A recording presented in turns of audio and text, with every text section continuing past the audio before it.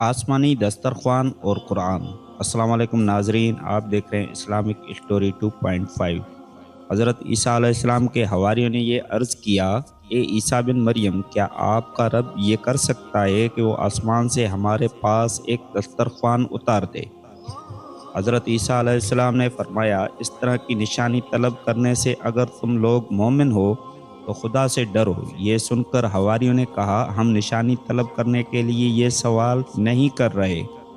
بلکہ ہمارا مقصد ہے کہ ہم شکم سیر ہو کر خوب کھائیں اور ہم لوگوں کو اچھی طرح آپ کی صداقت کا علم ہو جائے تاکہ ہمارے دلوں کو قرار آ جائے اور ہم اس بات کے گواہ بن جائیں کہ تاکہ بنی اسرائیل کو ہماری شہادت سے یقین اور اطمینان کلی حاصل ہو جائے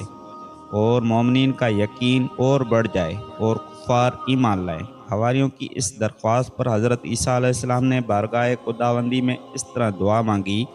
اے ہمارے پروردگار، ہم پر آسمان سے ایک دسترخوان اتار دے کہ ہمارے اگلے اور پچھلوں کے لیے عید کا دن ہوگا۔ تیری قدرت اور میری نبوت پر تیری ایک نشانی بھی ہوگی اور تو ہم کو روزی دے اور تو بہترین روزی دینے والا ہے۔ حضرت عیسیٰ علیہ السلام کی دعا پر اللہ تعالیٰ نے فرمایا، میں دسترخوان تو اتار دوں گا، لیکن اس کے بعد بنی اسرائیل میں سے جو کفر کرے گا میں اس کو ایسا عذاب دوں گا کہ تمام جہان والوں میں سے کسی کو ایسا عذاب نہیں دوں گا۔ چنانچہ اللہ تعالیٰ کے حکم سے چند فرشتے ایک دسترخوان لے کر آسمان سے اترے، جس میں 7 مچھلیاں اور 7 روٹیاں تھیں، اور حضرت ابن عباس رضی اللہ تعالیٰ عنہ سے روایت ہے کہ فرشتے دسترخوان میں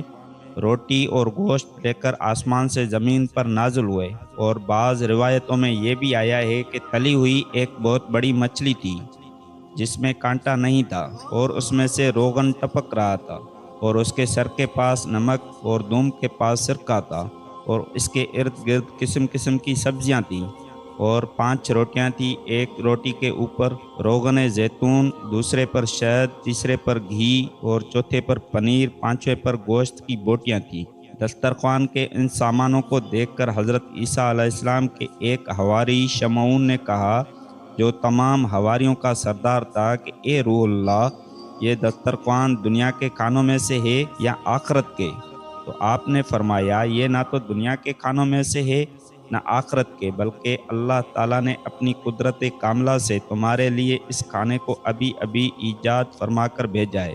پھر حضرت عیسیٰ علیہ السلام نے بنی اسرائیل کو حکم دیا کہ خوب شکم سیر ہو کر کھاؤ، اور خبردار اس میں کسی قسم کی خیانت نہ کرنا اور کل کے لیے ذخیرہ بنا کر نہ رکھنا۔ مگر بنی اسرائیل نے اس میں سے خیانت بھی کر ڈالی اور کل کے لیے ذخیرہ بنا کر بھی رکھ لیا۔